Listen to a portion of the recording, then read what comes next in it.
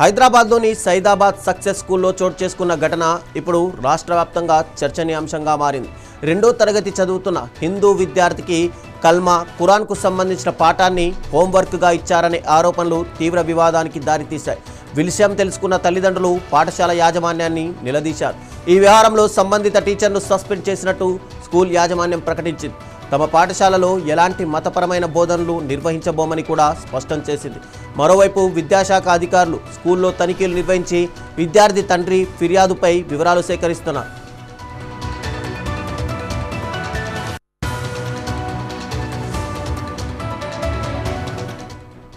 Saidabad success school ఘటనతో ఉద్రిక్త పరిస్థితులు నెలకొన్నాయి.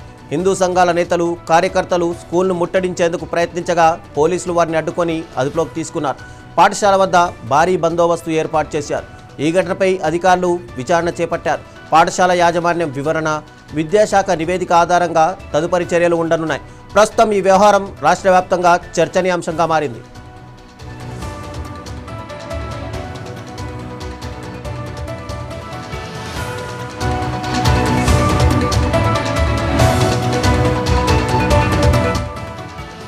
సక్సెస్ స్కూల్ ఘటనపై రాజకీయంగానూ తీవ్ర ప్రతిస్పందనలు వ్యక్తమవుతున్నాయి. బీజేపీ నేతలు బండి సంజయ్, రామచంద్రరావు, గోషామహల్ ఎమ్మెల్యే రాజాసింగ్ ఈ ఘటనను తీవ్రంగా ఖండించారు. పాఠశాల యాజమాన్యంపై కఠిన చర్యలు తీసుకోవాలని, అవసరమైతే స్కూల్ గుర్తింపును రద్దు చేయాలని ప్రభుత్వాన్ని డిమాండ్ చేశారు. మరోవైపు విద్యార్థులపై ఎలాంటి మతపరమైన ఒత్తిళ్లు ఉండకూడదని, ఈ ఘటనపై సమగ్ర విచారణ జరిపి వాస్తవాలను వెలుగులోకి తీసుకురావాలని కోరారు. ప్రస్తుతం ఈ వ్యవహారంపై పోలీసు, విద్యాశాఖ అధికారుల విచారణ కొనసాగుతోంది.